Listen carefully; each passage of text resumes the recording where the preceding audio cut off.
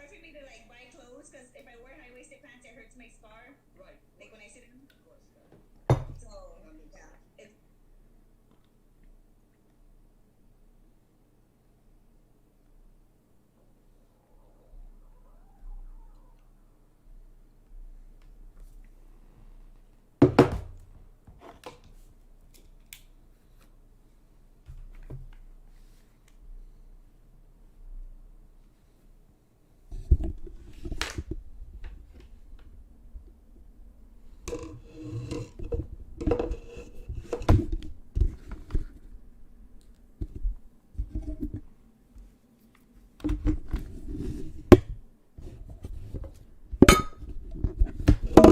What's going on, guys? Let me get us set up here. Just give me 1 sec.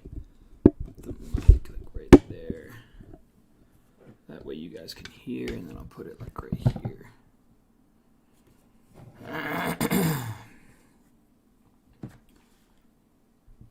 All right, guys. Let's see here.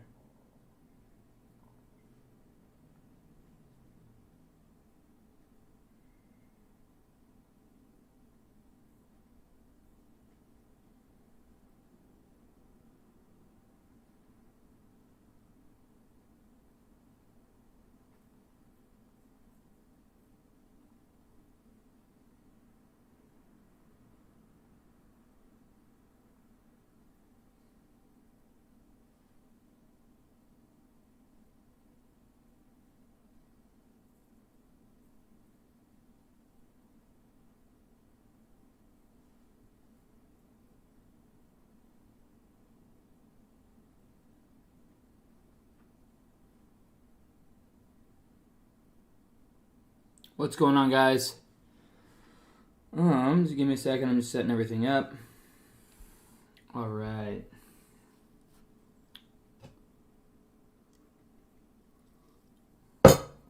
Quick recap of the day. Up $56,000. Another oversized day, and stock didn't pan out.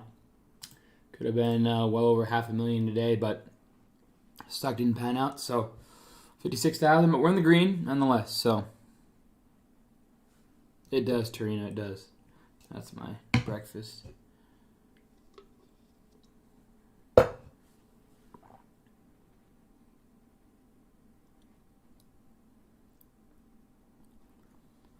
All right, let's get Ariel on here.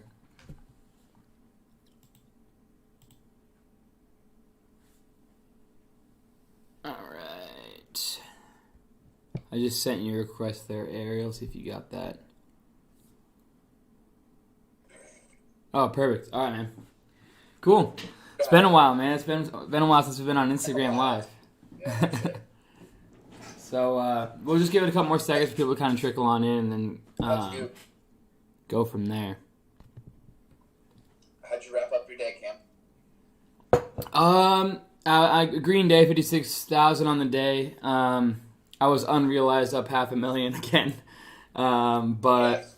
You hold BTS, is that why? yeah, I was looking for over 50s, and we just didn't get the push. So, but I'll be watching it on Monday. Yeah, that bigger time frame. On the bigger time frame, it really did look like it could. I mean, it really could have. If it would have broken over that 45. Yeah, I know. So I'm in the inherited IRA in that one, like the 40 average, and then I'm willing to average down if we keep going. But I had to cut it for a loss a little bit in my challenge account. But yeah, I mean it has the look, so we'll see what happens. I just usually 4 red days. I don't know. That's pretty rare to see that kind of set up there. So I don't know. We'll see what happens. SSR, they keep slamming it every time it goes up. They just they slam it. And this one was midday, but I don't know. We'll have to figure that one out. I was watching that one as it made its way up. And usually, if it's going to break through, if it's shorts that are trying to cover it, they're usually slamming the ask, and they weren't doing that. Yeah. It's just the exact opposite. So it wasn't like shorts. Shorts didn't seem too panicked, obviously. So whoever's holding this damn thing, probably sweet average. Right. So, all right. Well, I guess we got enough people in on here. We got some people on YouTube, and we got some people on Instagram. So, if you guys don't know, this is Ariel. We probably talked. It's almost been a year now, right, since we did our little one-on-one. The last time we did it video. I was back in California. I was on that little vacation. Oh, yeah. Yeah, but when we first talked, it was almost a year ago now, right? Almost a year ago. So listen to this, man. It would have actually been a few days after this because after I got your course, which was May 10th, I was going through some emails because, believe it or not, your course is actually a tax write-off. So, like, I went through everything for 2020, and I said, well, what did I spend? And your course was one of the things that I spent that I bought. So, I did send that over to the CPA, and I got your course on May 10th. And then I remember it was a few days later, and you were like, hey, man, if you got any questions, like, you got 30 minutes of my time or whatever to ask away. And I remember telling you, I said, no, give me like a few days. Yeah. So that I can have a couple good questions for you. Because, like, I'm basically a complete noob yeah. at this. And I wasn't going to ask you, such basic questions and, like, waste my own time if I got 30 minutes a year. So I wanted to try and ask you, something important. It's like something I could take with me instead of just something that I could have learned on my own via YouTube. Yeah. But yeah, man, it's been a year. And then, that's crazy. I just got the notice the other day from Trade Ideas that my 1 year, I'm about to get the resubscription here. So that's been a year. So yeah, I mean that's just nuts. I mean, I've always said, man, like you are like rare in yourself. I know you don't realize it, and I know you don't. That's because you're just you, and I'm in my shoes, and like I do what I do, and I'm just me, and everybody thinks I'm some crazy like just doing all these crazy P&Ls, and it's just coming from a lot of time and effort and studying. But like you don't get to see that. But like for you, I mean, I never like when we first talked. I've talked to a lot of people, and when we first talked, like I could tell you had drive in it, but like. There's been so when I first talked to you, I was like, yeah, you're going to do pretty good. I was like, I don't know if this guy has enough drive. I'm going to be completely honest, like, when I talk to people, and I was like, I don't know if with the whole jail thing, and, like, I was like, okay, maybe that's not going to work either. And then I've been wrong about you, and I've been wrong about Zach Morris, and that's the only two I've been wrong about. And you guys have completely taken it to that next level. And those two people that I know in my life, I would say are like very special in their own ways, and it's so hard to even explain, but it all comes down to one thing, and that's just grinding. It's studying. You show up every day. I mean, I hear you on voice, and even just like listening to you on voice for like an hour or two that one day, I can tell you're spotting things. Your scanner's got this, and you're always like trying to figure out what people are thinking, and just your mentality of like, it's almost like ADD. It's not quite, but it's like you're very detail oriented, and then it just becomes second nature. And you're getting to that point now where you've now made over $1 million in profits, which, by the way, congrats. Yeah, we finally crossed. It felt good to like get that little monkey off the back, like just to say, hey, I did $1 million, but it's good to just get it done and over with because. Probably like yourself, like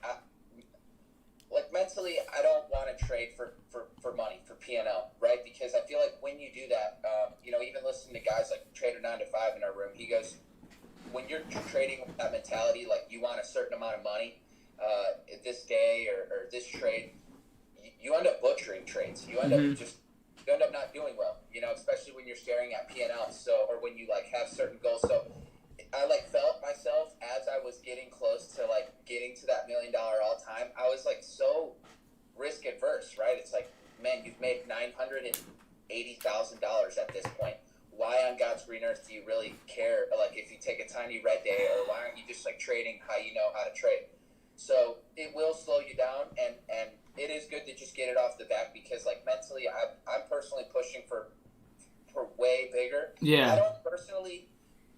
Like taking too big of positions or losses right now because I like haven't, unlike yourself, I've watched you and your journey, and like along the way you've pulled profits, and I think that's really smart because you trade with like a certain size account, right? But you've made $18 million in your challenge account, but you only trade with $1.5 million.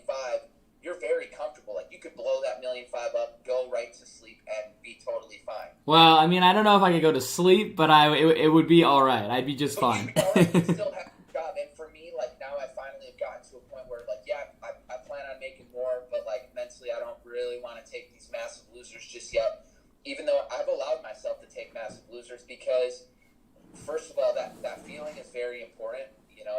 training your mentality to like deal with. And again, that's a relative term. Like a massive loser for you is $1 million. A massive loser for me would be 40,000, right? Or 30,000. And so it's a relative term. For somebody else, it might be 1,000. But it's really important to like feel that red, to feel that emotion. It allows you next time when you're in that situation to just say, wait a second, this trade's not dead, or wait a second, I'm not going to take them off just yet. This has much more to go.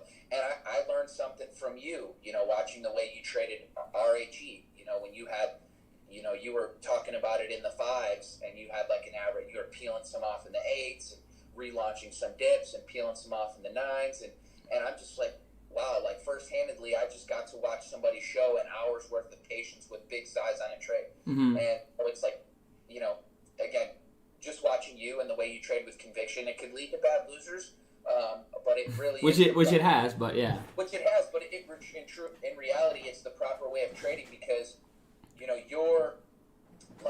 your desire to execute your plan is like much bigger than the desire to be green or to make money. Yeah. Right. And when you like take away the desire to make money, you actually end up trading the chart better, or trading the chart well, and then you actually end up making money. Yeah.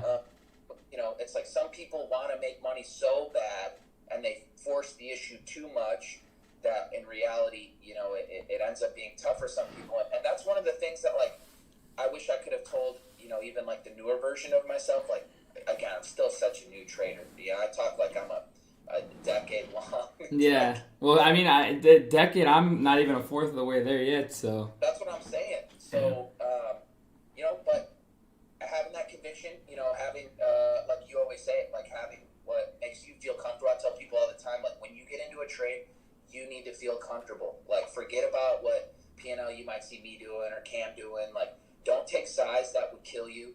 Don't take size that you'd shake yourself out. Give yourself put yourself in a trade where it's like you allow yourself to be patient because the downside's not going to be too painful. You're giving yourself a good risk reward.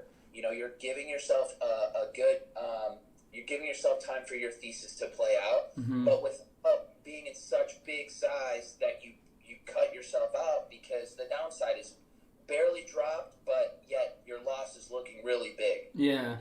So that's been one of the biggest. And again, another thing I took from you was part of when we finally did have that conversation a year ago.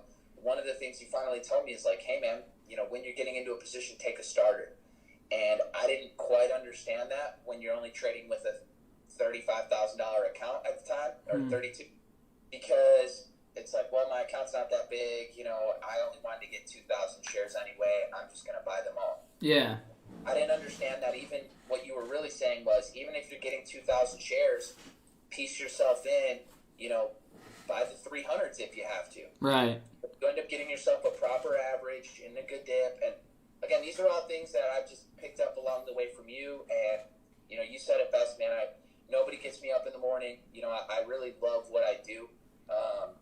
And obviously when I found trading, I didn't really have a plan, right? I didn't have when I got home from prison, basically, which for a lot of people who might be out here and don't know. Well, first off, why don't you tell everybody kind of a little bit of your story, like how you first started, how you found me, like how the course has helped you, how the talking with me has helped you, and then like what other things do you do to help you? Because people are kind of trying to understand, how can I be in this person's shoes? How can I start from like a scratch and then get into your shoes? Because a lot of people out there just see, oh, this guy's made $1 million, and it's all, like we're just talking like it's like, just another casual day, but really it's like this is like life changing, like people try and make this in 10 years type of thing, actually even more per average, but. I mean, I would have never, ever thought that, I could make $200,000 in a week, and what I did this week, and it's just like,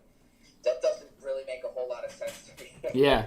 It's like you always say, like we're kind of like in such a zone of like following our plan, our process, and our strategy that it's like, and you said it really well. It's like when I'm trading my best, I am trading based upon what's happening in front of me and what the chart's showing me and what the level 2's showing me and the sector and all these things. But when I oversize, then it becomes I'm not trading for what's happening in front of me. I'm trading for what I want right now, and I get so built into like, okay, I'm like clicking buy, sell, and I'm not thinking straight. So that's another sizing thing that's important. But yeah, so tell people like how you started and how you kind of got into trading and all that kind of thing. So basically, my story kind of goes like this. I got home from prison for a weed case, April 1st, 2020. And when I got home, I really didn't know exactly what I was going to be doing. Like I said, I ended up moving in with my parents when I got back home, and I didn't have a job lined up.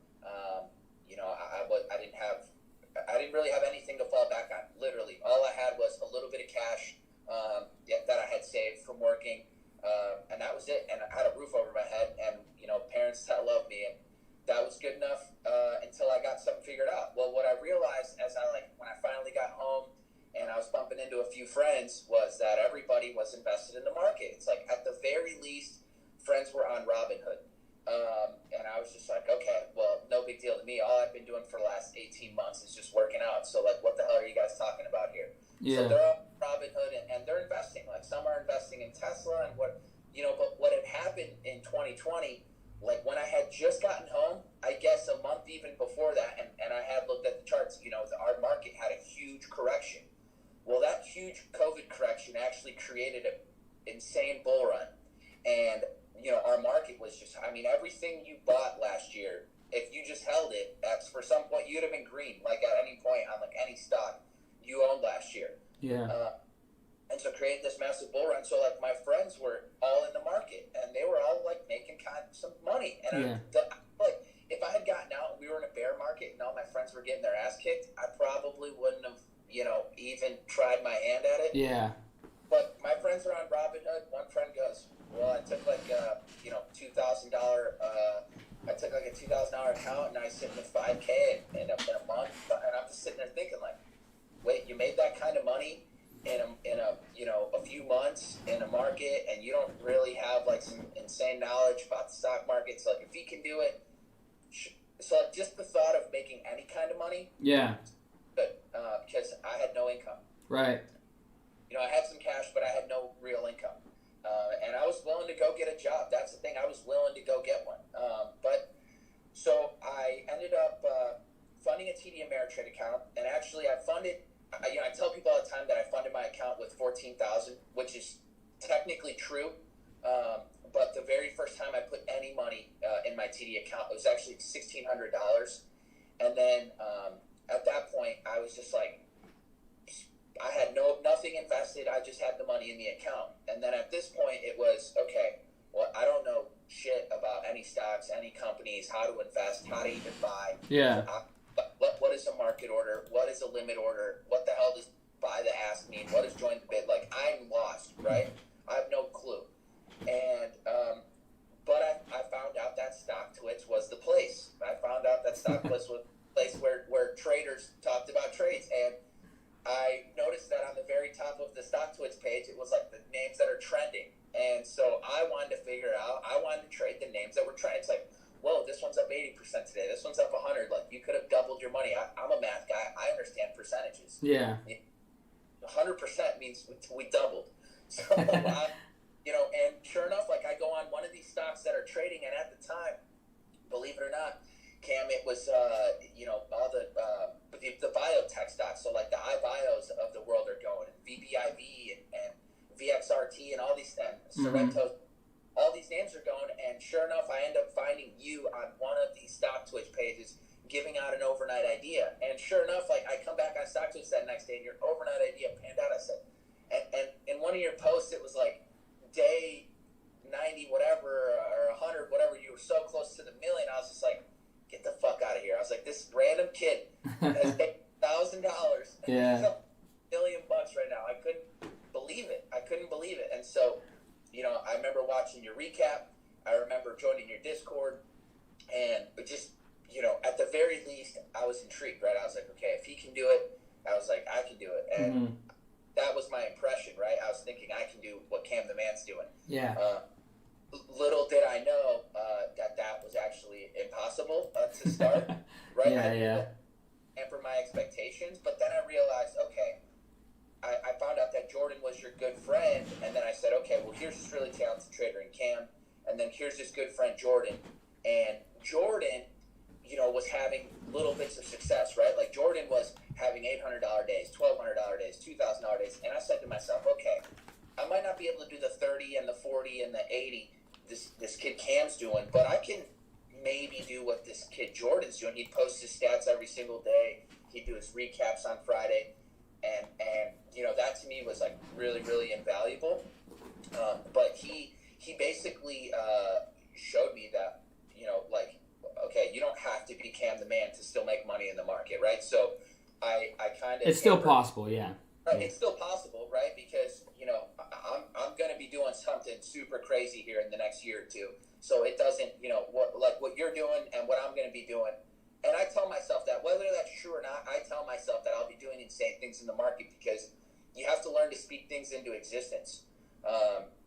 You know, you can't just, like, hope and wish for something, but I tell people all the time, when your confidence is down, you're going to trade bad. So if I tell myself I'm a good trader and I know what I'm looking at, even when I make a mistake, I feel like I can bounce back from it because I've told myself I'm a good trader. You've proven it to yourself over and over and over and over. So making one mistake, you know, doesn't kill you. And again, like I said, I had Jordan there to kind of show me what, like, was possible. And at that point, it was just a matter of showing up every single day and then studying your course because the concepts you were teaching in that course, along with, like, again, you were a huge influence on me apart from your course. But then, like, I didn't just stop at your course. I didn't just say, oh, I've got all the education I needed right here, and that's it. I'm ready to be a millionaire. No, it was like, I still don't know how to buy dips. I still don't know how to recycle shares. I still don't know how to do real DD. I still don't know, you know, like, how level twos move and when, you know, what, like, volume profile looks like or what good relative volume looks like. So I still had so many things to learn. And so I picked up the best I could from the concepts of your course as a new trader, and then I tried to apply them in the market. And then as I got better, and then I would revisit your course, I would realize that, like, oh man, Cam did teach that in his course, but it like just went right over my head because I didn't even know to look for some of the things you were talking about because, you know, you're just such a young, like, you could literally be sitting there talking about a consolidation and, like, what a real good consolidation looks like and why to you it's super important. And, you know, within that consolidation, being able to find who's in control, that literally would just go over my head. I don't know what that talking about. But now it's like, all right, I just sat in front of this computer for a year. I know that sideways, you know, and the longer we go sideways and the more volume there is and the longer period of time it happens and the bigger the range and finally when it, you know, kind of contracts, like, that explosion can be real. But all these things that I learned, you know, I learned them from you and I learned them from other great traders. And, you know, I tell people all the time, you got to sit your ass in front of that screen. And you got to, you know, people ask me all the time, well, what are you studying? Well, I'm studying, you know, past charts and how they've moved. And then I'm studying charts that I just traded and how they moved and how I executed in them.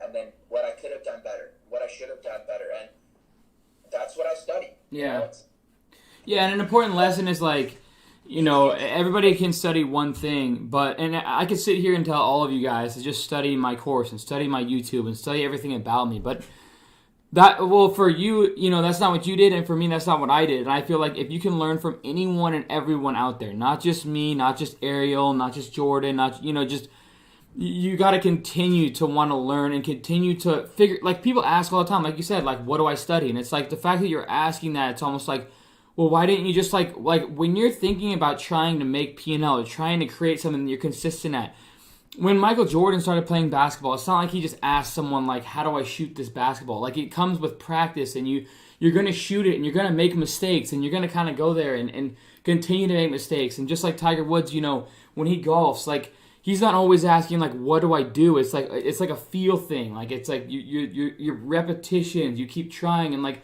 when you're trading, you can go on a chart. Anybody can go on a chart and be like, okay, well, that's what happened today, and that's what happened today. And, like, when I was trying to be consistent, you're, like, trying to think of things that what are going to help you. And the biggest thing I can say, the easiest thing I could ever tell someone is go back to FinViz, and go and look at the top gainers and losers and just see how they reacted. And like you said, like the things that you traded in one day today, like go back and look at how you traded those and how you could have done better and how you could have done worse, and put yourself in the shoes of like, okay, well, what if I could do here? Like, well, I am on YouTube, but you guys can't see it on Instagram Live. But like just looking at OCGN, I'm gonna be completely honest. Like today, I love this thing long, right? Like and because it had washed out so far, just like MVIS, and there comes to a point when it washes out too quickly, too fast, and basically it just overdoes itself. And basically since I've been on a cold streak, a little bit, like I didn't have a lot of confidence, and when I didn't have a lot of confidence, I sold basically rock bottom, like 765ish range. I had the idea, I had the conviction, I was in with big size. My average was a little high, I was like 803 and 30 cents a share. Right now, when I'm cold, is a point where I might stop out. Now, if I'm hot and I'm churning and and if I'm in the mode and I might give myself 50 to 60 to 70 cents worth of wiggle room. And then this thing goes to 980s today. And that's exactly what I thought was going to happen today, but I oversized on a cold streak and basically, just stopped out a little too soon, but the idea was there, and I'll remember this for next time. So and on top of that, I was seeing people on social media get a short bias into the fives, and I'm just like, you know what? I don't know quite enough yet to get a clear understanding, because GSX and VIAC, and DISCA, those stocks really scared me out of these bottom bounce type concepts, to where like MVIS I didn't execute as well, and then OCGN didn't execute as well. But I need to forget that because it's so rare. Yeah, I thought on OCGN because I thought today they got news of like I don't know what. I think they got like a price target adjustment from like 15 to 11, but at this point we're still at $8. I know. It sounds crazy, but like just because you got a downgrade from 15 to 11, people in their mentality go, "Oh shit, well that's still 11, which is still $3 higher than we are right now." And plus, you said it best. It's like when you get a move, it doesn't matter that the move went up. Like it doesn't even matter that OCGN started at $1 and then ended up all the way at 18. The fact that we come down as fast as we have, I completely agree with you. And but really, I love the washout setup so much, and it's funny that you almost took a loss in it today because I know how powerful they are to the upside, and I constantly take losers in them. But the only thing really that we can do differently and trade them differently is just size in better. Yeah, like scale in, yeah. Yeah, like scale in even better, even slower, right? My friend asked me, like, how is it that you like size in it? And I said, dude, I'm fast to be slow. Like, I think about the trade quickly, but I'm getting in super, super slow. Because if you didn't end up with an 803 average, but you ended up with like a 790 average, I bet you'd still hold that. And then you probably would have ended up buying more as you eventually saw the strength. Yeah. No, I would, and it would have been a green trade instead of a red trade. And that's trade for you. Yeah. But it's all because of how you sized in. But, shit like that are things that I know I learn from all the time. I suck. I mean, in my career, I probably made money more than I've lost money in washouts. But I know how powerful they are, that even if I kept taking them and kept losing money, eventually you get really good at nailing those trades. So I will keep going back to the well and keep trying to nail washouts because, they're quick payouts. And for you, that would have been 2 hours and a massive payday. But, it's like it just takes sizing in improperly. And I wrote about it the other day. It's like for me, that's make or break.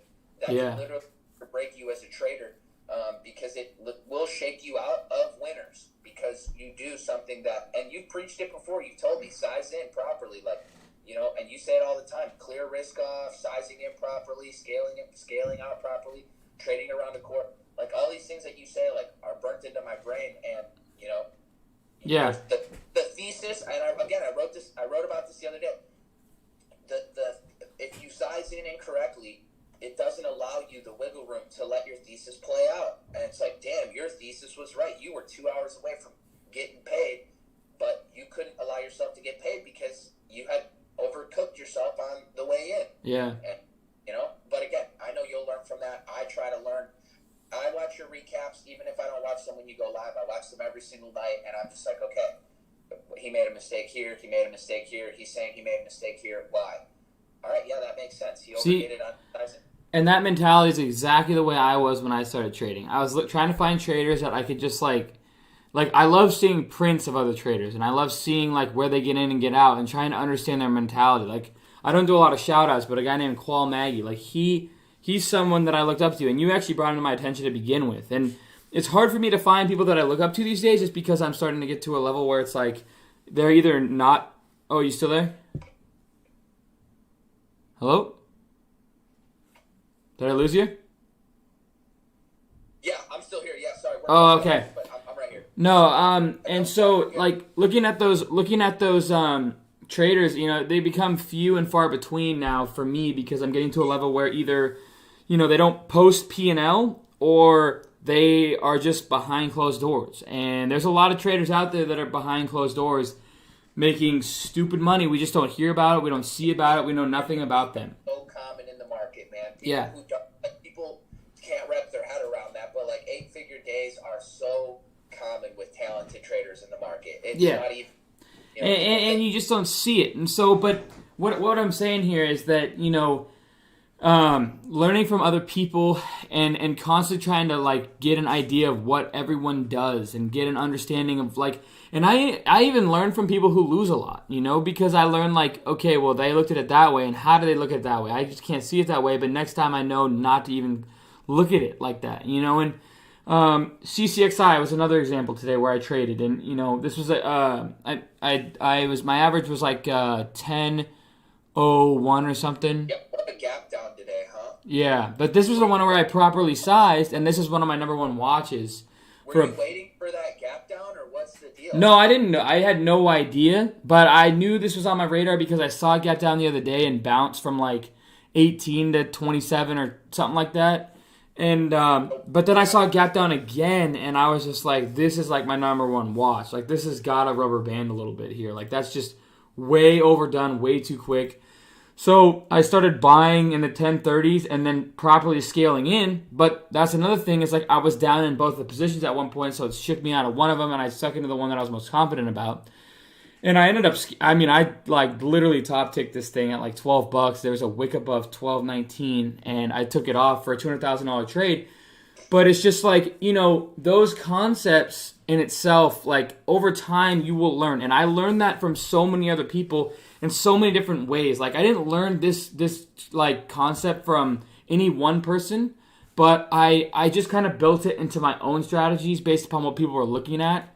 Yeah. And it's just, I don't know, what could you tell people, now that you're a millionaire in profits wise, what could you tell people, I guess, what's one of your biggest, what had you get there, what's the number one or two things that helped you get to that mindset? Yeah, so as I had kind of touched upon earlier, one of the things that is still pretty big for me is being somewhat risk adverse. Now, I've taken my bigger losses, but when I first started, I was my favorite and my most famous phrase at the time. I'm on FaceTime with one of my close friends every single day. He's a day trader as well. And did he get started from you or vice versa? Okay, he actually started 1 month before me, but he's a biotech guy. He's the one who I told you made $90K on Saba trading 2,000 shares. Oh, yeah. Yeah, so he's a very talented trader. He ended up growing a small account from 5K to 25K, and it was like at 30,000 when him and I were introduced to each other, and we've been FaceTiming and trading together since like just before October. Okay. And, now he's done about 650,000 in profits, but now he's trading with a $500,000 account. So, that's crazy. Congrats to him, man. Yeah, so he's doing very well. So, both of us will always be throwing ideas at each other, but he'll tell you better than anybody. Like, my favorite phrase back when I first started trading was, give me my gas money. Because literally... It's not fill the pod? Well, because I would get myself into a trade, right? Yeah. Into a trade, and when it went in my favor, I would immediately start to take profits off the table, and I would literally take $60 or $80 off the table. And I started to find like a method, essentially a bounce strategy. Just like buying into what I've heard it from you: buy your positions into red candles, sell into green. Well, I realized when I was doing that, and I was buying my positions into dips, into red candles, there are a lot of times I would be like instant green. And then I said to myself, well, if I'm going to be instant green, I guess I just have to decide how long I want to sit here, huh? Yeah. So now I realize you're not going to be instant green if something's flushing too hard, if you're not sizing in right. You know, I've learned all the little, but I would literally just buy a red candle. I'd take my proper size, and just in case it kept going down, I could always add a couple more bullets later. But if it would give me that bounce, then I would start to scale out, and I'd take my profits, and I'd literally give my gas money. And one of the things that when I first started, this is why I always say fill the pot. It doesn't matter if you make 1,000 today. It doesn't matter if you make 50,000. The goal is to make money. Anything. Go home green. That's all we care about. We don't care if it's 10,000. We don't care if it's 500. Your food's going to be on the table, and a roof will be over your head if you were to make $500, $600, $700 every single day anyway. Mm-hmm. So let's focus on the money until, of course, like, you know, I started to like build a little bit bigger of a bankroll, and then once I started to build a little bit bigger of a bankroll, then at that point, you know, I started to like expand my strategy. But I stuck with like one strategy and one strategy only, and it was just, you see a red candle off of good support or previous resistance, you take your entry, and then as soon as it starts to bounce, you take your exit. And like my trades, Cam, lasted no longer than 2 minutes. But that wasn't the point. The point was I needed to get, like, I didn't have any more capital. I didn't have, like, when I funded that account, and, you know, I ended up finally finding you, and then I finally got your course, and then I wanted, like, some more money to be able to trade, is when I grew my account to 14K. Now, at this point, I hadn't done anything in you know, like, trading-wise, and I remember you gave out MARK as an elite swing trade one time because, you know, they had, like, the little thermal scanners, like, for body, you know, your body temperature scanners. And was that when they were in the casino and there was, like, a mat? Yes. Yeah, I remember that. Yep, it was about this time last year, and FRSX popped right behind them, essentially, as a sympathy play. And that's where I learned sympathy plays. And so, like, all these things, and I remember you giving out some elite swing trade, and I was just like, well, you know, while I, like, learn the market, I'm going to see how well this kid Cam knows his shit. And you gave out, like, MARK and, like, the 50 cents, but at this point, I didn't get into them until, like, $1, but they ended up going to 3 and change for me. Yeah. So I had the opportunity to, like, grow my account, and, you know, from there, I remember rolling into June and saying, okay, my account's at 28,000 from your overnight idea, basically your elite swing trade, and I was like, I'm going to be a day trader, Mom. So I told my mom, I said, Mom, that's it, June 1st, I'm a day trader. So I started day trading, and what I literally did from June, July, and even the very first week of August was lose $20,000. So what did I have to do? I had to keep funding myself. Every time I cracked below 25, I had to keep putting money in just to keep myself above 25,000. And it wasn't until August, after finally sitting in front of screens for 2 months, studying your course, getting my ass handed to me, that I finally started to chip away at what I was down, right? Yeah. And, I remember the day, it was the last day of August, and I had officially wiped out 20 grand in red from day trading. Right. That felt so great. I, like, literally stopped trading. I patted myself on the back, and I said, okay, you're going to take this shit super serious now. So Jordan's on TraderView. Jordan's using Dash Trader. I was, like, trying to be a Jordan mini-me because I said to myself, what you're doing, we're not there yet. Yeah. That's smart. That's very smart. Yeah, $300 a day, $500 a day. Green is green. Fill the pot. That's the attitude. So that's what I did. Yeah. You know, every single day in August, and I didn't take any days off. Like, I've taken one trading day off since last year, June 1st, and it was when I was snowboarding in Denver on a Friday when the market was tanking. So, you know, it wasn't even all that bad. Yeah. Yeah. Yeah. But that's been it. You know, it's like I take my tiny little winners. We let them add up because, you know, even now you ask me, it's like, wow, you know, you're trading with that much buying power. And it's like, yes, but I can't, like, I don't put myself in a position to even potentially compound my gains like that because I'm not where you're at. I don't have the same kind of market understanding. And that's okay because sometimes I even say, like, 2% a day of $1 million account is $4.8 million a year if you traded 20 days a month. So what more do you need? So it's like, you talk about games all the time. You sometimes do ridiculous shit, 10, 20, 30, 40%. I've seen more ridiculous from you. Mm-hmm. And to me, up to wrap my mind around still, I know I can get there when I pull money, and then I'm okay eating a 50K loss to go for a 150K or 100K winner. But right now, like, mentally, I'm not prepared to, like, take that kind of a loser. I can lose 5 or 10 grand, but, 50, 60, 70, I can't do it just yet, even though the buying power is there. So it's like, why do you have that buying power? I have that buying power for when that one correct sympathy play comes up, and I can go ahead and load the boat. Yeah. But otherwise, having the buying power doesn't necessarily mean you have to use it.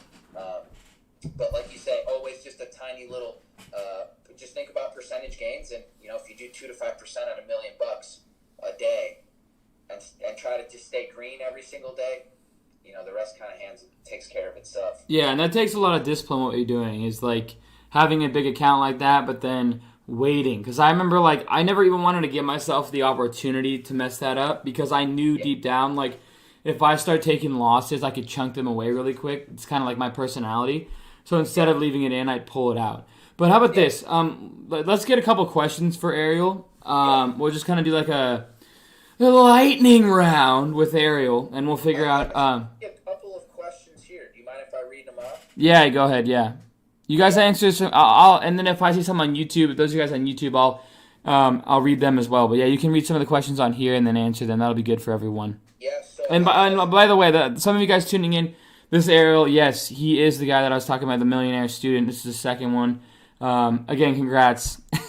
That's insane. No, it feels good. It feels good. We just, like I said, we're now I don't have to think about it anymore because now the next goal is 10 million. So if I want to start to slow up a little bit, we can do it at 9.995. Exactly. Like, that's the thing, like, with Jordan too. And I remember myself when I was getting to that 7-figure mark. I remember, like, I was at like 997 or something.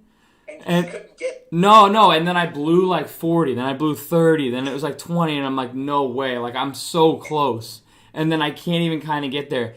And it took me probably 2 weeks, I think, to recover back. And that might have been the longest recovery of my entire career. Is like in one of the toughest patches of my career because it was just that mental state. And Jordan was kind of doing it too, where like he was like inching his way there. Like I could tell it just he had the jitters. But once he got there, then it was like, okay, I can kind of breathe. And now, like, I laugh about it, but like we blew by it this year, so whatever. Yeah. We got a great year to trade, man. It's been It's crazy because the market has been slow, but it's been consistent. I mean, like, look, slow or not, there's still always, regardless, the SPY could be tanking. There's still some charts that are holding up. There's still some charts that have great news. There's still algorithms that are turned on to these names and hedge funds that are playing certain names and a bunch of retail traders. It's like, find the volume, buy dips, play those names. I mean, yeah. There's always opportunity. There's so much opportunity. I got a question here. I think we feel desperate to know what to study. I think we feel desperate to know what to study because it's easy to waste time being all over the place. JMJ, I mean, she said meant J&J. Didn't start winning player B-ball every day. He worked fundamentals and over. Where can we find some fundamentals that we can practice over and over so we can get the feel of the game and start making small wins faster? Yeah, so one of the things that Cam's brought this up before, one of the things that I recommend, if you're like having a good thesis, like being able to like spot a chart and what it does, where you think it wants to go, that's all great. Like, it really is, like, knowing that. But then knowing how to physically execute your order, like knowing, how to buy so that you're not sitting there holding this massive unrealized loser at any point. Again, one of the things that I do is I avoid buying my positions into any green candles, unless, of course, we were like in such a if when I'm buying into that green candle, it was like preceded by, or it was like beforehand there was 10 red candles. Okay, you can buy the first green candle. You're still in a humongous dip, but the concept is that you're actually taking your positions into those red candles. Like when it's red and it's dropping, you're buying weakness. And then again, the opposite. I've never seen really a recap where Cam's showing us a winning trade and he's showing us him selling on the way down. It's like every time you show a recap of where you're selling, you're selling something as it's going up. And that's the concept. You're buying something as it's going down. You're selling something as it's going up. Mm-hmm. You know, people are being scared and they're showing fear and it's dropping, you're buying. As people are being greedy and it's flying up, you're selling. You know, so that's something that I always harp on, is just make sure you're buying something as it's going down, not up. Unless, of course, when it's finally going up, you know that it's going to continue going up. Because there's a lot of times, and it happened to me as a new trader, you buy something going up, it immediately turns around on you, and you're staring at red, more red than you'd like to. Right. Let's see, will you ever do a live trading with us sometime? There's just something special about the way you trade. We all want to see it. I don't know that I'll do a live trading, but there will come a time in the future. Once I I'm kind of saving to buy a house here. So once I get settled into a home, and once I no longer have my second job. Like I'm at my office right now, at my family office. So once I don't have a second job, and I can just kind of call it done at 3, more than likely I'll probably do something, with Cam, or we'll complement something. We'll figure something out, like some education. I know Cam's got tons of great moderators in the room, and it'd probably be good for Cam to take advantage of all of us on his course. So yeah, for sure. We'll probably collaborate and do something, and if I have to do some YouTube videos, I will as well. So I get the same stuff from a lot of students, and I don't mind teaching when I can, or helping. Awesome. So we'll be doing a YouTube for No, I'm down for that for sure. For the Normat community. All right, here we go. Ariel, do you keep a trading journal? Yeah, I do keep a trading journal, and it's through TraderView. So I just literally upload all my trades in there. I don't actually write down like why I entered, where I entered. That's a lot of work, man. It's a lot. I use TraderView, and it lets me know all of that info. And to be completely honest with you, as you kind of get to like even where I'm at or where Cam's at, he knows when he makes a mistake. I know when I make a mistake. I definitely don't need stats to tell me that. The stats are really nice when you're a newer, younger trader to build that confidence, right? It's like, if I go 2-3 red days in a row, I can kind of just go pull up the stats and say, hey, what's not working? What was I doing? And then pull up the days where I was green and, see exactly what I was doing, what I was working, what stocks I was trading. Maybe I was trading names that aren't liquid or whatever it is, to be able to kind of pinpoint you into the right direction. How much of my portfolio do I typically go into a position? I don't. I've had massive positions before because I've traded like Mara and Riot, and there are times when they're not moving, they don't have a massive range that day. So like I have put on, like $600,000 positions before.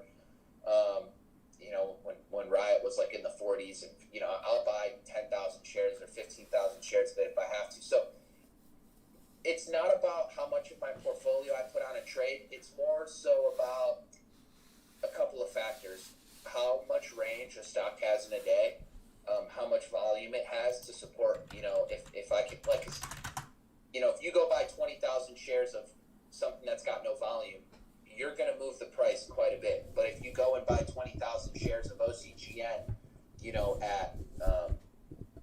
at noon, there's a million shares being traded per minute. You're not going to move it at all, right? It's way more liquid. So those are all things that I consider. Like, can I get in and out pretty easy because there's good volume, and then how much range is there? Because the last thing I want to do is get into a big position and then have it, there'd be a lot of range, and then you take a massive loser. So those are things I think about when sizing in. Let's see. I got a question.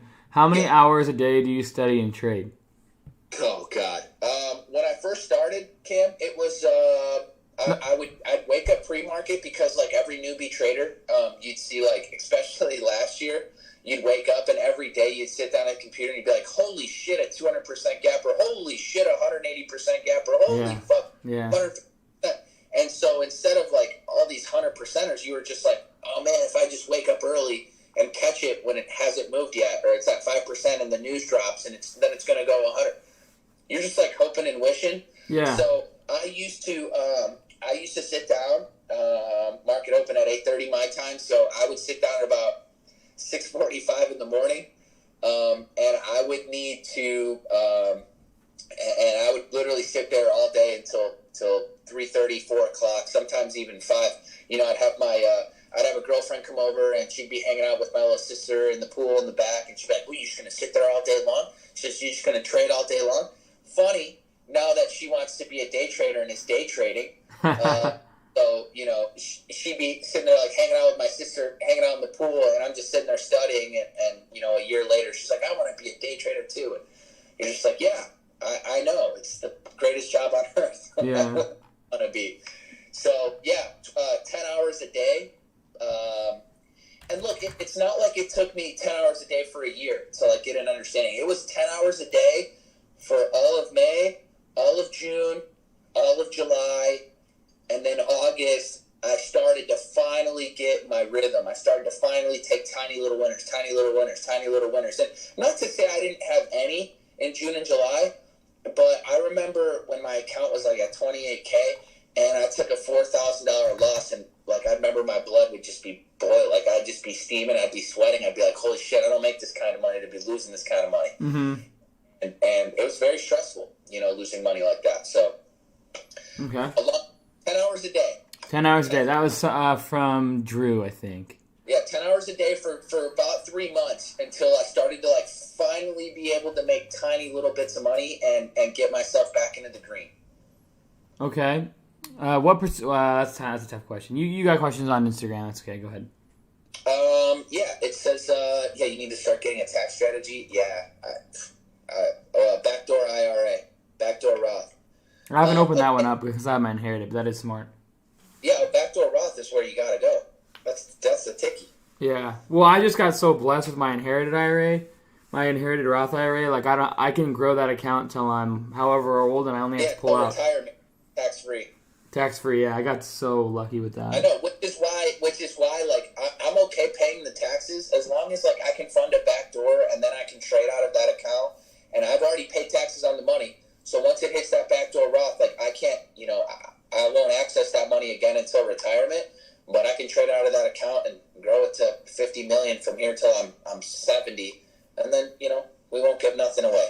Wait, so you have to pull it at 55, or when do you have to pull it? No, it's retirement age. So 60? 67. Oh man. Yeah, by the time we get to retirement age, they might bump it up to 70, man. Jeez, wait, so they don't allow you to pull until it's like 70? There's a penalty for it, but I mean, who cares, dude? I mean, all right, look, you got your day trading account, and then you've got this other account that just isn't going to see taxes ever. Yeah. No, I mean, it's for, especially for, what do they call it, generational wealth, and that's totally fine. But you're not going to be able to live it up with using it. No, you're not, that money won't be for you. But, like, if you fund that account with, $1 million in your lifetime, but then grow it to 10 or 15 or 20 million, your kids will be, they'll thank you in the future. Yeah. Well, with the inherited that I have to pull like 1.5%, my average lifespan on a male, and then you have to pull that divided by however old I am, so I think it's like 1.5% that I have to pull per year. But you have to pull it every year. I don't exactly know how it works. My CPA is doing it, but it's such an advantage. I never even heard of it. He just got me signed up on a Roth, and then I was able to fund it for 2020 and 2021. But then now we got to move it over to a backdoor Roth because I guess we're like a Roth. I didn't know it's only like $6,000 a year, which isn't a whole lot. No, yeah, you can only do $6,000, yeah. Which isn't a whole lot, and then you're like, well, it's like if you make a little bit, yeah. you do. Yeah. So it's a good problem to have, and we'll deal with it when the time comes. Right. Let's see if there's any more questions in here. So basically my strategy in the beginning was just basically take my tiny little wins, which just meant buying a red candle and selling it into a green candle. And if there's a second green candle and a third green candle, try to be as absolutely patient as possible and wait for those so that you can get paid more. But the idea is you buy red and you sell quickly because remember, guys, like I wanted to start making money because I didn't have any, and I started trading full-time June 1st, and like in September was when I haven't had a red month September essentially, and that was the idea, right? Or technically since August, but I started tracking my stats in September, but I haven't had a red month, and that was the idea. It's you just take your tiny little wins until you sit here long enough and start to like see other patterns emerge, because like our job is pattern recognition. But if you don't even know what patterns look like you don't know what patterns you're looking for, you don't know how they react, you don't know how they look, you don't know how they set up, you don't know shit about them. So it's like, until I can like learn all these and like train myself that, well then you don't really know anything until you do. So I stuck with the real basic. With my tiny little strategy, which is I take my tiny little base hits, I take my tiny little wins, and my $300, $400, $500, $600 day. If I can get that and be happy, until I like taught myself more strategies, until I realized like, oh, Tesla's flying right now, so maybe other EVs are going, and that's sympathy plays, or this is what a nice little a wedge looks like, or this is what a washout long setup looks like, and again, trading all of those setups. But in the meantime, I was hardly trading those setups because I was going red. I sucked at trading, guys. But you only suck for so long. But in order to learn, sometimes you got to lose. But you can only lose for so long because you run out of capital. So it's like, how do you maintain and preserve that capital? Tiny, tiny little wins. And then, you lose your capital learning other strategies. And so that's what I did.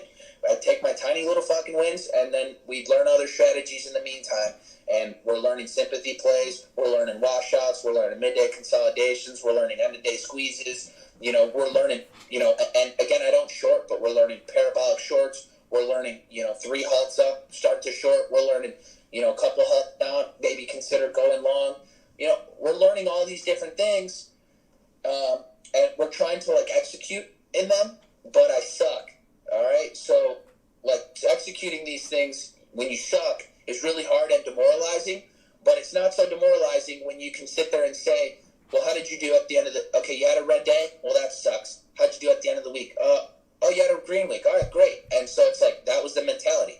You may have not had a green day every single day, but you had a green week, and what really ends up mattering is, can we come back tomorrow and do our job? And in the day that we had a red day, did you learn something from that? Yeah, we learned something from the red day. Okay, cool. We'll take it to tomorrow, and whenever this washout setup happens again, I swear to God, I'm going to nail it. And then eventually you do. And I bet you sucked at washouts, Cam. And then eventually you kept playing them and playing them and playing them, and you got really good, and then GameStop happened. And you made them dollars in 30, 20 minutes. So, yeah. And how many times did you lose money in washouts until you kept doing them, and then you finally learned how to piece yourself in. You finally learned to have conviction in that setup. You finally, where everybody else and their mother sits there and says, oh, GameStop's dead, GameStop's dying. Cam, the man, sitting there thinking, please, Jesus, come down a little bit more so I can load them. No, I literally was just like, and then it went that far, and I was sitting there, and I was like, what is going on? Like, when it got down to under 120, I've never seen anything like that, nor have I studied anything like that in my entire career. You've seen the same concepts, but to go from 450 down to 112, I mean, I can't even imagine what was going through people's heads. Like, I from someone who's not experienced, right? Someone who was in it for years and years and years and years and years, and they're like, well, maybe just a little farther. Well, maybe just a little farther, and they're out there, and then it just snaps on you, and you go, and it just causes this severe emotional reaction on such a mass scale that it's just it was so fun to watch. I wish we could have more days where you see price action just freaking whip and saw and Well, I've never actually seen a dollar move that dramatic before. I mean, I've seen Kodak, and I've seen that parabolic washout bounce. I've seen Wimmy. I've seen that parabolic washout bounce. I've seen you trade them. I've seen the videos of how you trade them. I've seen the setups a zillion billion times. And I didn't actually trade GameStop. I had been preparing myself for a moment like that, but believe it or not, when that moment comes and you're still a new trader like myself, I wasn't, that moment was so exciting that... No, it's you're like a kid in a candy store, but then you just end up staring, and you don't actually, you're just wow, that was fun, and then you realize afterwards, you're like, why didn't I? But now you have that screenshot in your head, and that was a pretty epic moment I remember it very, very strongly because I was just sitting there like waiting and waiting. I remember how many shares you had, and I remember your average. Like I traded the damn thing, dude. Yeah, like it was like a 145 average, and I had the inherited 144. 144, and I had the inherited. Huh? 15,500 shares. See, this is what I'm saying, guys. Like, this is what you have to think like. You know, like, he remembers my share size and my, like, that's what it takes. And Jordan does it too. Like, Jordan will be like, yeah, I remember when you got out like 15 or 58 on, you know, it's just like, that's the mentality. But yeah, that was a fun time. Because you tried to get all your cells right up by 220. I mean, like, I even did the math on, like, your cells. I was like, okay, I know he's in at 144. He did just under $1 million. Like, I was like, he started piecing out right when this thing was cracking 200. He was getting out quickly. Yeah. 200, like, no, number. And I remember I was, like, selling it, and I was like, holy shit. Like, this is at 205, and I'm selling it. My goal was just under 200. And, like, I couldn't even, like... From to 240, 250, back to 350. Dude, you could have made millions of No, dollars. yeah, no, looking back, that would have been a 8-figure trade if I would have held. But, you know, now that and that's just with the size that I had back then. Like, now, oh my gosh, like, I'm telling you guys, like, you have, what I will say is, like, if you wait for 4 opportunities a year, in the entire year, if you wait for 4 opportunities a year to have, like, the bread and butter, the liquidity, the A+, it's really all you need. I mean, I don't know what I made on that trade. Well over 7 figures on that trade between 2 accounts. And that was just one trade in 30 minutes of work. And, like, meanwhile, you're, like, sitting there and you're studying. Like, when times are slow, even like today, I'm going around, I'm looking at charts. Like, I look at a stock like QS, Quantum Skate, right? And I'm thinking, like, this is a long-term investment for me. And I like that Bill Gates is in it. I like that Volkswagen has funded them with hundreds of millions of dollars. Just got that extra. Didn't they just get that extra money from Volkswagen? Yeah, and so and this Volkswagen, one of the leaders. They'll be bigger than I hate to say it, but they'll be bigger than Tesla in terms of EV vehicles sooner rather than later. Well, they do the batteries as far as I know. They're going to supply all the electric batteries, and this battery is like out of this world. Like they're light years away from anyone else who's even kind of close to them. And they're not shorted by just Tesla. They can sell to any company they want. They can go international. They're not just Tesla that can be Tesla and have their own cars. Tesla can buy from them. Volkswagen can buy from them. GE can buy from them. You know, all the entire world can buy from these guys who are the leaders. So, and what I learned, and I was just going, like, while you're talking, literally, like, this is my mind. I didn't even realize it, but I was going back and I was looking at, like, Amazon in, like, 2000 and 2001. And I was going back to look, like, how far they went up and then how far did they crash, and, like, realizing, like, we just went through a little bubble there. We went through the SPAC bubble. We went through the QS bubble. We went through the CCIV bubble and the FSR bubble. And, like, I was going back and looking at Amazon, using them as a gauge to, like, realize, like, yeah, we went through a bubble, and I know we did. And I know the PE of this company is insane, but I also have to realize in the next year and a half, I'm going to be scaling in because, people aren't going to buy Amazon, and if they do, they're looking for the future. And I'm going to be honest, like, it's tough to scale the future in Amazon. Like, their PE's out of this world. They can keep scaling, but if they keep scaling, I think they break up. So it's a very high-risk trade at this point for a longer-term perspective. They're an insane company. But, just while you were sitting here, I was looking like, okay, Amazon. I went back and looked, and you guys can go back. I didn't even realize it, but, like, I went back to look at 2000 and 2001, and I was trying to see, like, how they reacted, back then during a .com bubble, like a bubble, basically. And I was trying to reflect, like, what that price action looked like, how far percentage-wise did it go down. And then, like, also I realized, like, the stock was trickling up before it actually did this rip, so it was already a lot of buy interest to begin with, but with QS, there wasn't a lot of buy interest. There was a lot of sell-off. Then there was a lot of buy interest, and then, like, using that, I'm like, well, in reality, this could go back to 15 or maybe 10. And I also think, like, well, the SP can go on and on, man. But, like, I also think, like, the market in itself so high right now that it's already priced so high because the market's been ripping. So I'm like, is this inflated by the market? And what happens if the market tanks like 50%?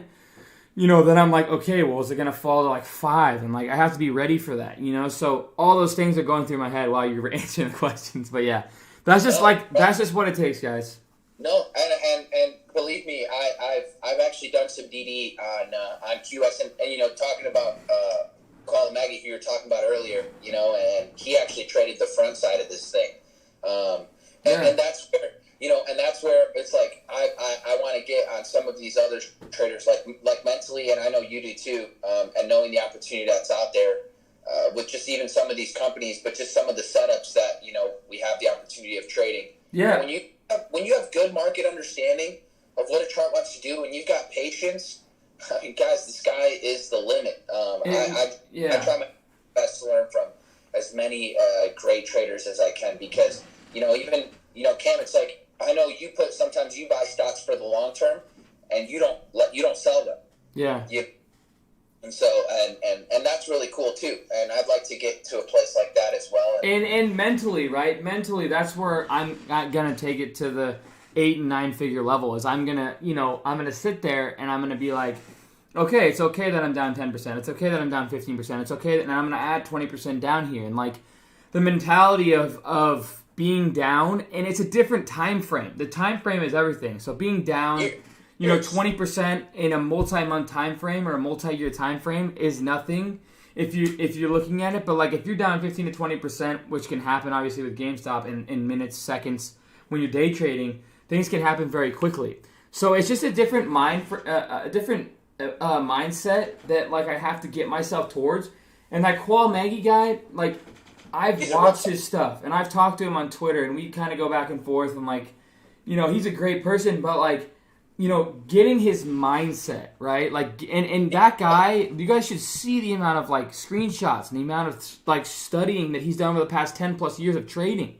It's insane. And he deserves every penny that he makes, because he puts himself in that situation. And like, that's what I'm trying to do right now.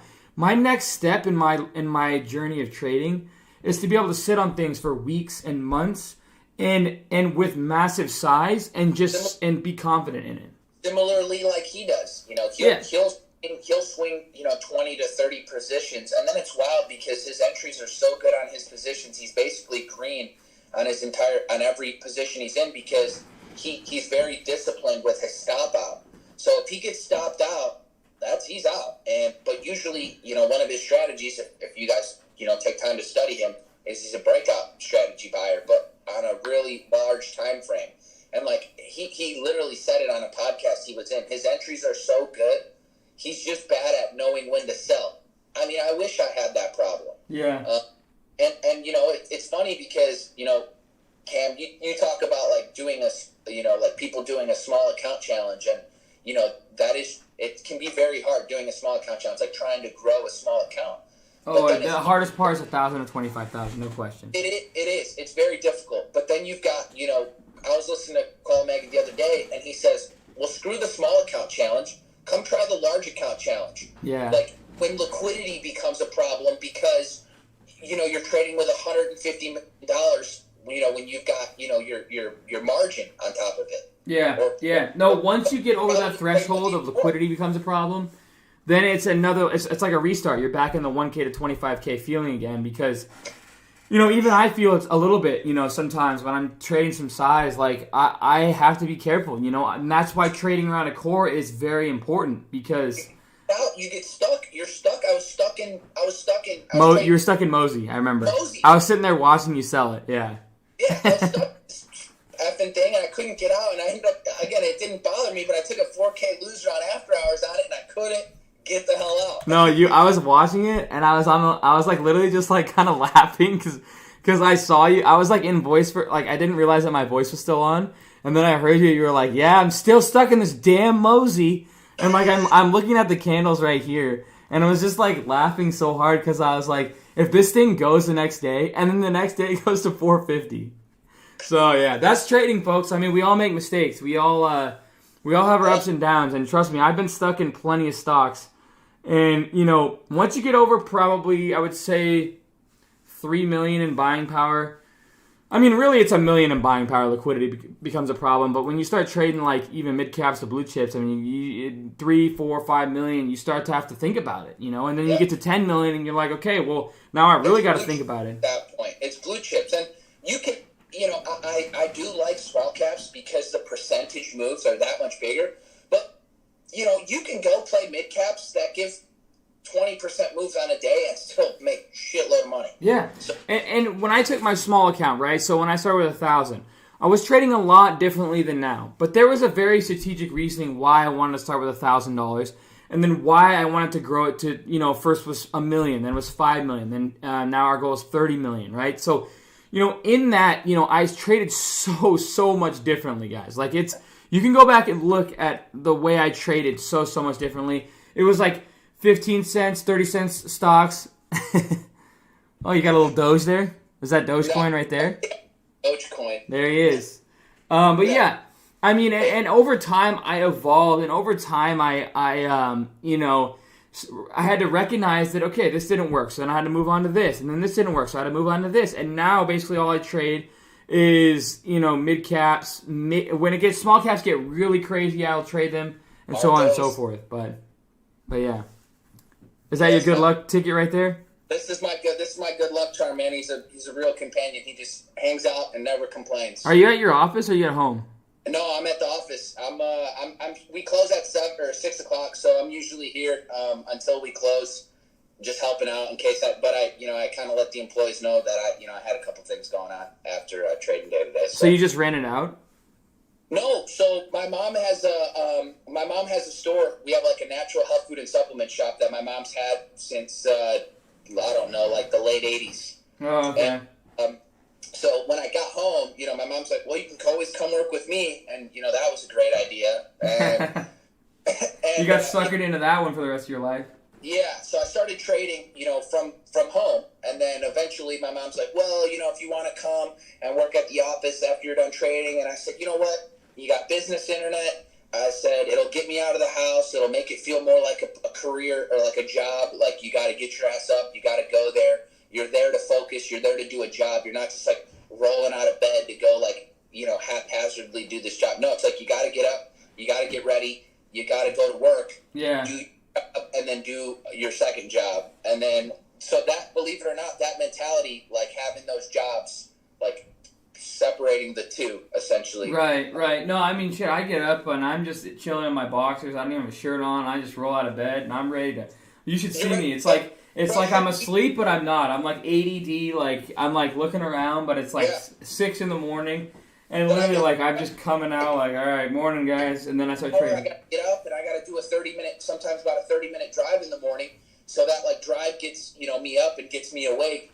And so, being here at the family office. But, my mom knows, obviously, it's been a blessing these last few months, and she understands, like, I've got an employee being trained to do my job, which isn't very hard, but I'll have somebody trained to do my position, and then as soon as I get myself into a home, I'll be trading from home.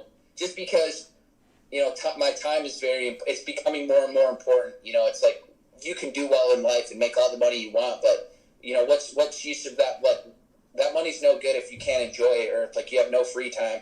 And, like, it'd be nice to, like, be able to just call it a day at 3. You go play a round of golf because it's 1 o'clock, and you still got some of your life to go enjoy. Yeah. But, when I'm done at 6:30, and then you got to drive home and maybe hit the post office for something for work, it's like by the time the day's over, I'm mentally beat. And then we do it again.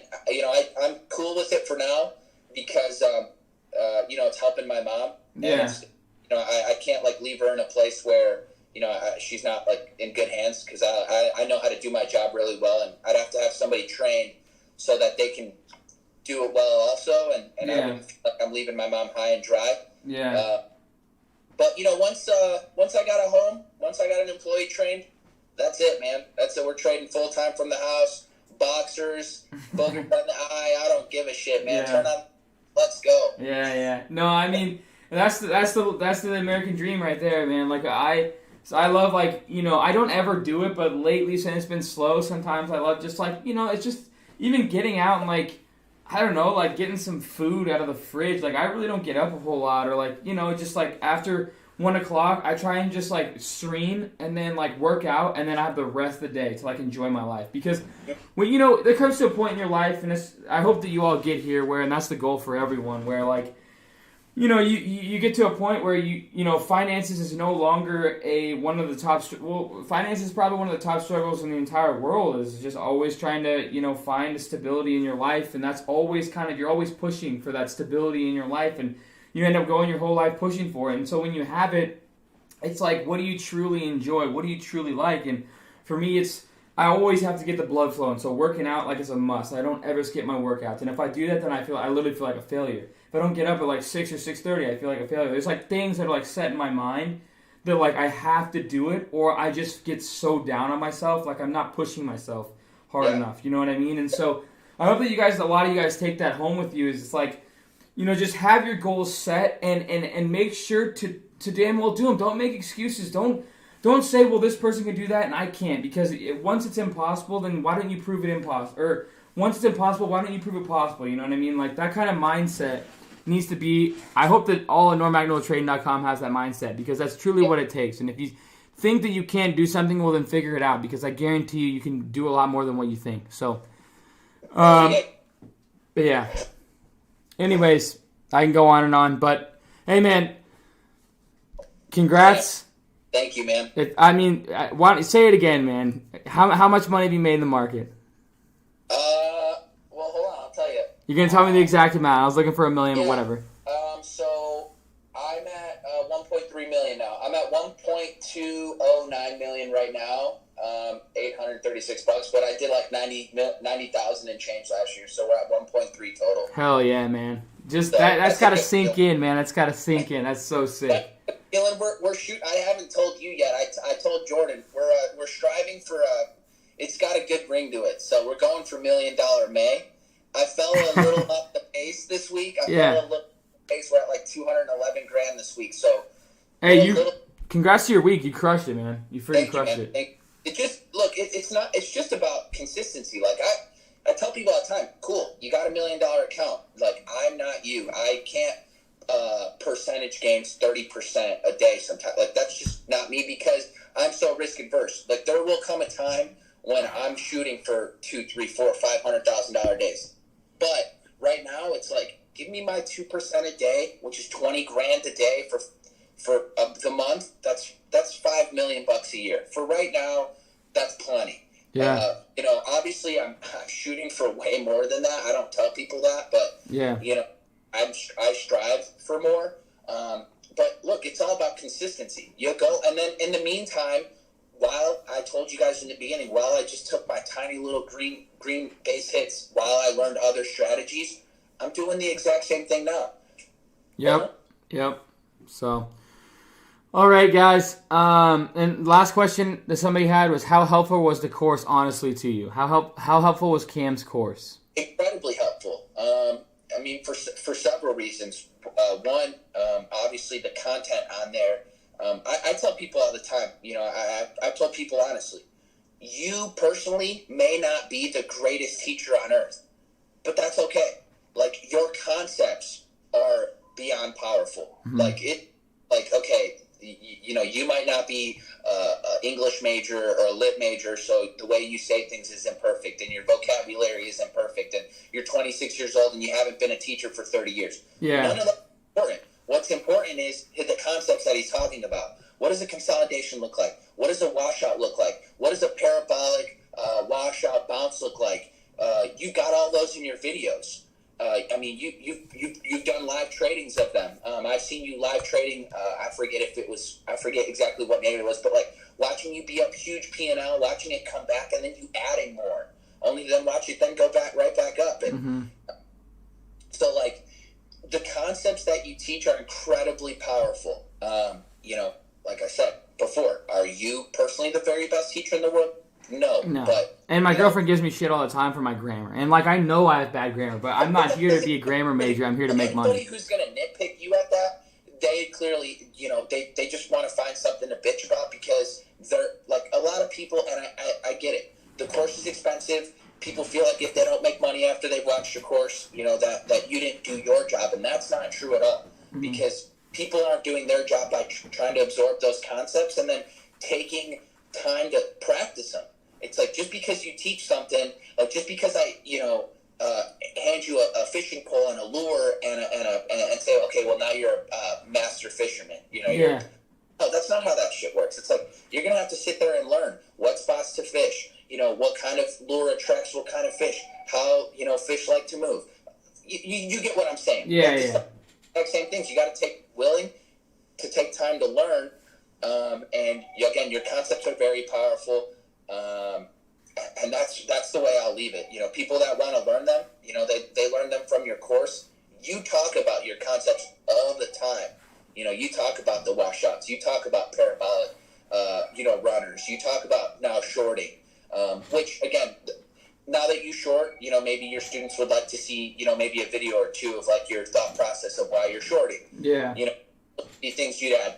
And, again, that's the beauty of your course is you have added things as time's gone along. So you have added new content for us. Yeah.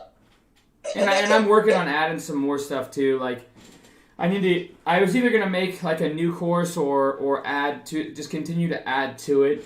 But whatever the case, yeah, I need to add content to it. And maybe it'll just be like something where I keep the course and I just continue to add to it. And then maybe you add things or people add things. I don't know what I'm going to do, but the more knowledge that we teach, the better, because I love, the reality is, like, at normagnotraining.com, like, when there's people, I take the moderators that we have very seriously. Like, I make sure damn well, like, the people that are the mods in the room truly want it, truly can help, and truly can give back with their knowledge that they've created.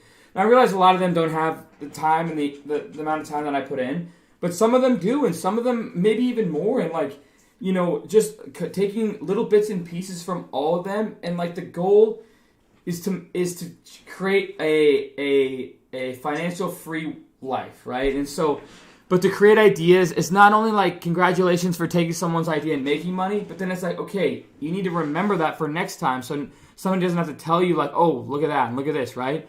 Just continuously remembering that is like very important. And congrats for making money, but that's a lot of reasons why I don't give out my buy and sell list, because I don't really think it helps a lot of you guys, because I think that gives you a mindset of like, well, I can just wait. And then once he says it, okay, I'm in. And once he says it, I'm out. And then there's no thinking involved.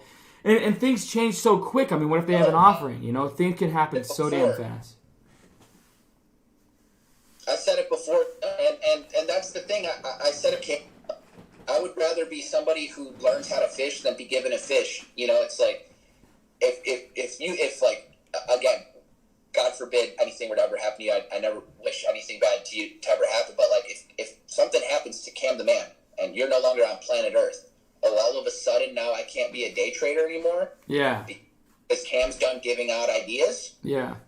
Because I used to trust Cam, and now I got to go find another guru to mirror trade. That doesn't work. Yeah. Obviously, the way I mean it. I don't actually want anything to happen to you. But like, yeah. We need to learn this shit. It's like so that. I can't just wait for Richie to throw a ticker out there. I can't just wait for you to throw a ticker out there. I can't just wait for an overnight idea to make money. And by the way, that's not to say that I haven't before. That's not to say that I haven't seen you throw an overnight idea and go, I know what Cam's talking about, buy. Mm-hmm. Right? Mm-hmm. But I've done that so many times, and by the way, I've lost money like that. Yeah. Because I ended up making more than I should have. It ended up not being correct right away. Your thesis ended up being right overall, but not until there was a pullback. And because I had just bought, I ended up with a shitty average, and it ended up flush, and I ended up selling it for a loser, only for me to bottom tick myself and the thing to turn right back around. But had I understood charts and why Cam is giving this out as an overnight idea, I'm much more patient. I buy the dip. I am now in the green. I can now just sit there and hold on to this. And a lot of times it's like, how many times and people who are watching this know, how many times has Cam given out an overnight idea where then 40 minutes later Cam goes, oh, who had that idea sub $5.50 as we're at $8? Yeah. Yeah. Like, a lot of people wish they had hopped onto it. But, it's like if it's not an original idea from yourself, you're not going to trade it as well as you could have. And you might not even end up making money. And so, that's super important. And it's probably best that you don't sit there and plot out your buy and sell list because, you're not actually helping anybody by doing that. Yeah. At all. As a matter of fact, they're worse off than they were before, because now all of a sudden they just think it's easy. The second that they make money in their life off of your ideas, they think they know what they're doing. By the way, when I grew my portfolio off of your Mark Elite Swing Trade, and my account was now over 25K, I wanted to be a day trader. I thought it was going to be easy, fucking peasy, sunshine and rainbows. I got a $25,000 account. Cam said this is the hardest part, getting over the 25K. That's it. We're here. We made it, you know? Yeah. Yeah. I had to sell my motorcycle to refund my TD account. I got rid of the nice Rolex that I used to have. That sucker was gone just to pay some bills so I can keep day trading. You know, so I had to get rid of material possessions that I once had just so I can keep trading. Because I thought, like, once you're at this certain number, because I've mirror traded this kid who knows what he's doing, that I've made it too. And it's just such a wrong mentality. But then again, you sit down and you sit for 10 hours a day, and I tell people this too. Like, well, how are you trading? Oh, well, you know, I'm trading off of my phone, or I see their setup and it's just one laptop, and that's totally fine. But, you know, I'll tell people trading in the market's already very hard. Like, if you're not staring at a chart of the Qs or the SPY, or if you're trading Bitcoin names and you don't have a Bitcoin chart up, and, you know, you want to give yourself the most advantages that you can. And, you know, having a proper trading setup is one of those advantages.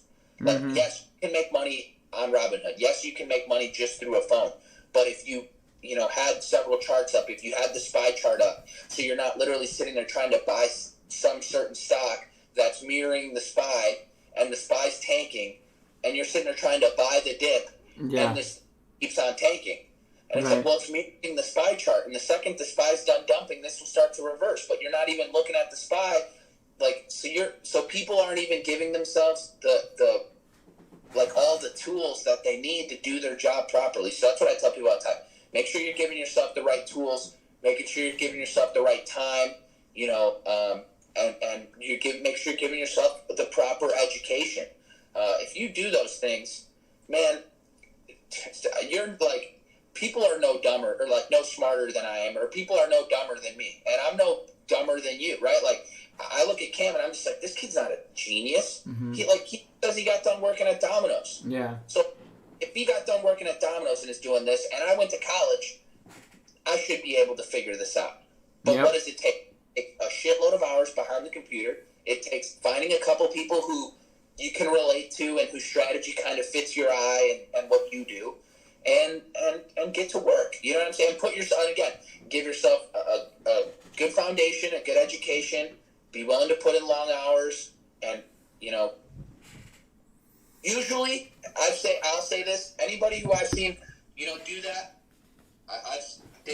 most people can be somewhat successful. Yeah. And last question, real quick. And I gotta head out, man. But someone asked, what do you look for in the level 2 for a bounce on a washout long?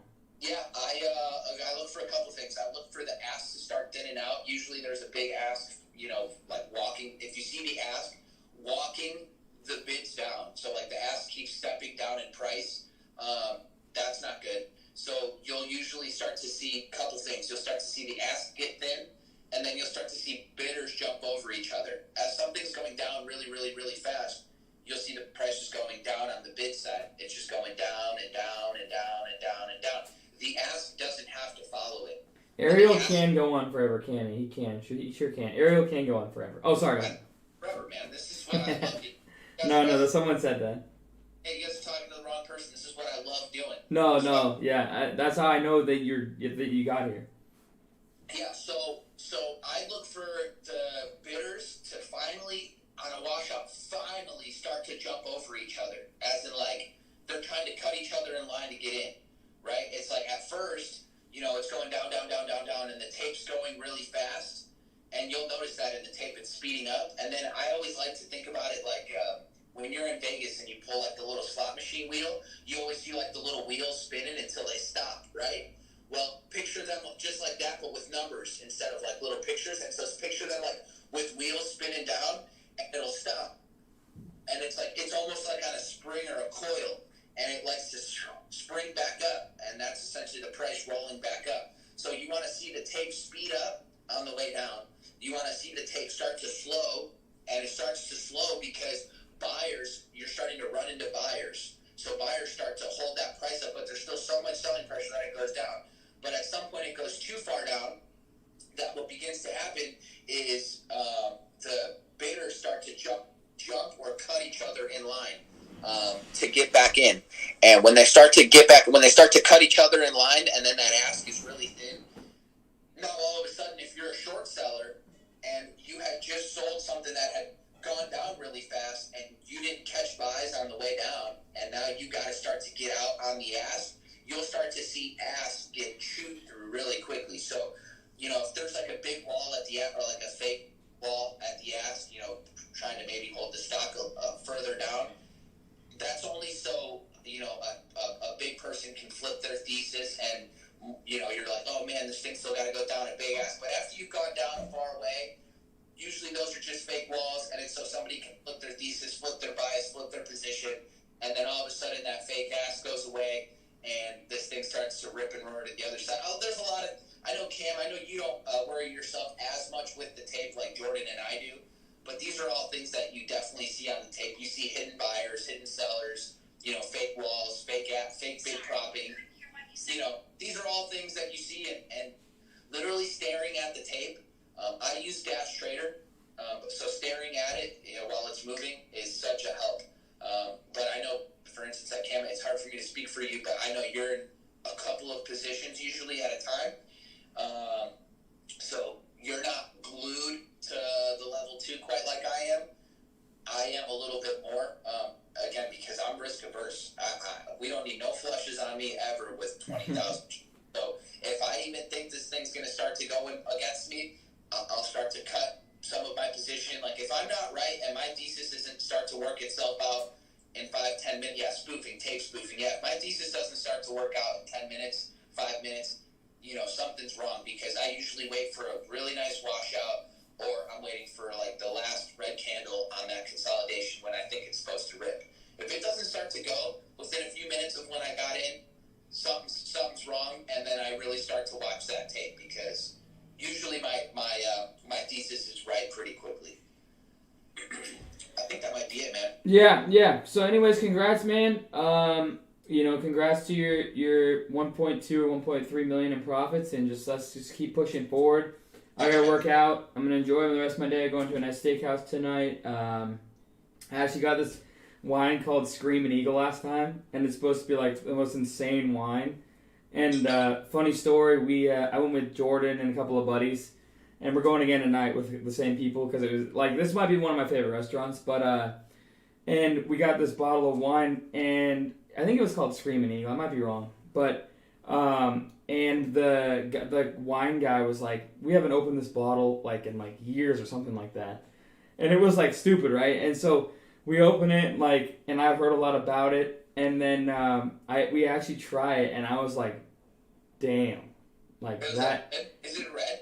It's a red wine, and no, by far, I've tried so much. I went to Italy and all that stuff, and I tried all that kind of wine, and it didn't have any type of touch to like whatever I drank. It was like probably a month ago. Let me know next time you go to Italy, man. My parents have a home out there, so we'll extend the house to you. Hell yeah, man. We'll have to do that for the 10 mil party. That's right. Yeah, we'll do that for the 10 mil party. Yeah. But then COVID will be over. But I should probably knock on wood, actually. But yeah. What'd you say? Am I vaccinated? Who? What did you ask? No, I didn't ask if you got vaccinated. I haven't gotten vaccinated. We're waiting. We're waiting until all negative reports are done. Well, see, okay, that was funny, because I have an appointment on the 16th, and I saw Pfizer and Moderna go down. I'm like, no way. Is it it's like I Am Legend all over again? Like immediately in my mind, I'm like, I heard mRNA, and like PFE on the scanner, and as soon as I hear that, I'm like, I Am Legend is coming around. Like, have you seen that movie? I'm all right, man. At this point, we might just have to. We'll wait for Oxygen to get their shit together. Yeah, well, and that's the thing too. Is I have to. I want to see my dad, and he won't see me unless I get vaccinated. So I'm like, it's kind of like I'm stuck, right? So. They make FaceTime. Yeah, I know. Well, it's been like a year of that. But anyways, the Screaming Eagle thing. So I go to the restaurant, and this guy, like, what do they call him? The wine connoisseur. He had never had this, right? So I'm like sitting there. Yeah, I'll give Jordan credit. Jordan was one who thought, like, maybe you should ask him to have a sip. And I was like, damn, that's like a really good idea. Like, he's been working, I can tell he's an older guy. Like, he's never had this. It's like a pretty rare bottle. And so I ended up like asking him, thinking that, like, you know, he wouldn't try because he's at work. I don't think you're supposed to drink on the job. It wouldn't but like half a second. He's like, well, are you sure? Are you sure? Like, I don't really want to impede. Like, are you really sure? And then it's like, all right, fine, I'll have that. You know, you don't have to ask me twice. Then he gets the glass and like he was mind blown too. And like he's a wine connoisseur, so like he knows what he's looking at. And like all of us, there's 4 of us guys and him, and like we all were just mind blown. So we have to put that one on the bucket list for you to try eventually. Yeah, Screaming Eagle. That that oddly enough, that name sounds familiar, but let me make sure that's right. I'm more of a I know you got me the Clase Azul for Christmas. I'm a Macallan guy myself. Really? So I totally fucked up then. No, you didn't, dude. I like tequila, and damn was that good tequila. But yeah, Macallan with a good cigar. Yeah, I guess cigar like has a good flavor to it. I'm trying to do that on the golf course, but Jordan doesn't do that, so I'm not gonna smoke by myself. You don't smoke cigars on the golf course? I mean, I would if Jordan did every now and again, but not like a big one. No, not a huge smoker. I'm like more of just like a scrap it around and maybe have a beer or like maybe some Screaming Eagle. Yeah. No, that'd be kind of weird to have some red wine on the course. Wait, who asked this? One real last question. Anthony says, how long did it take you go from 25K to 100K? It took me June 1st to December because on the very last day of 2020, I had a 100K trading account. Now, I had pulled up a little bit in profits, so it had happened a little bit before the new year, essentially. But essentially, I had a 100K trading account to start the new year. And now, I just showed Cam the other day, but now my trading account's just over $1 million. So it's been a pretty hectic 2021. And how much did you start with? Then I got a piece. 14,000. But then I grew my account with an overnight idea from Cam, or Elite Swing Trade, should I say, which I held on for a little longer than a week. So technically, my account started with 14K. Okay, man. All right. Well, until next time, let's make this next one a $10 million. Yeah, and Doge says bye. Dogecoin says goodbye. This is Doge right here. This is Bailey, my Doge right here. He's just chilling. Man, sometimes I think like that's the life. Like, what if I could just be a dog and just sit there and sleep all day? Dude, he'll just lay on me. He's literally just chilling. Just while I'm training. He's boiling hot too, but he doesn't care. No, my cat does the same thing. Like, she'll just sit on my lap. But then literally just laying on my lap. And, just literally laying on the chair, laying on the lap. Oh yeah. No, it's. Or like Meech, if she really wants attention, she'll walk right in front of the screen because she knows that pisses me off and I can't see what I'm trading. And so I'll just grab her, put her on my lap, and she's chilling there for 2 hours. We keep her back there sleeping. Yeah, well, my cat's a little athletic. She can like do the splits and all sorts of shit. So, but yeah. Anyway, brother, enjoy the rest of your weekend, man. Thanks a lot for doing this little podcast, and we'll catch up again soon. And enjoy the rest of your weekend. Yep. And, we'll see you on Monday. Congrats on your record week. Congrats on being a millionaire in profits. And next interview will be $10 million. I appreciate it, man. Thanks a lot. All right. We'll chat it up soon. Later, guys, right, and hope you guys enjoyed. Bye.